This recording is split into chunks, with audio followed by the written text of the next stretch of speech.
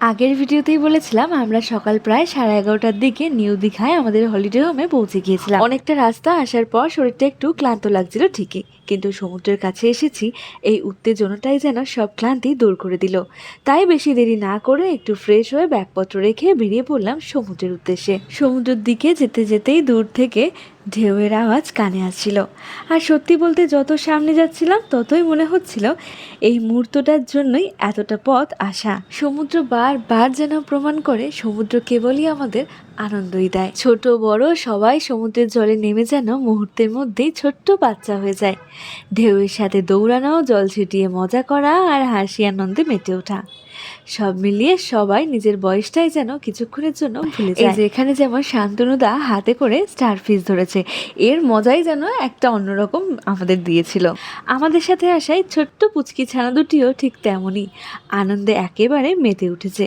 ছোট্ট ছোট্ট পা দিয়ে সমুদ্রের জলে নেমে কখনো ঢেউয়ের সাথে খেলছে, আবার কখনো হাসতে হাসতে ছুটে বেড়াচ্ছে। কেউ কেউ ঢেউয়ের পিছনে দৌড়াচ্ছে, কেউ বালিতে খেলছে, কেউ বা ঝিনুক করিয়ে নিচ্ছে। আমরাও সমুদ্রের জলে নামলাম।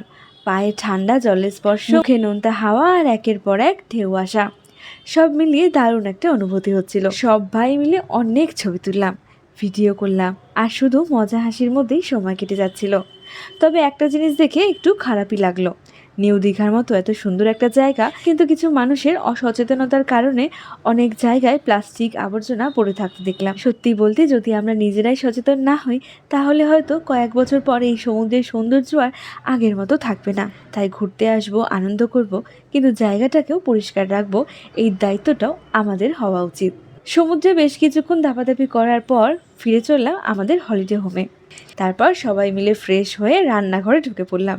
কেউ রান্না করছে, কেউ সবজি কাটছে, কেউ বা শুধু দাঁড়িয়ে গল্প করছি। সবাই একসাথে খাওয়া দাওয়া করে একটু বিশ্রাম নিয়ে বিকেলের দিকে আবার বেরিয়ে পড়লাম ওল্ড দীঘা সি বিচের উদ্দেশ্যে। আর সত্যি বলছি, ওল্ড দীঘার সন্ধ্যার পরিবেশটা একেবারে অন্যরকম।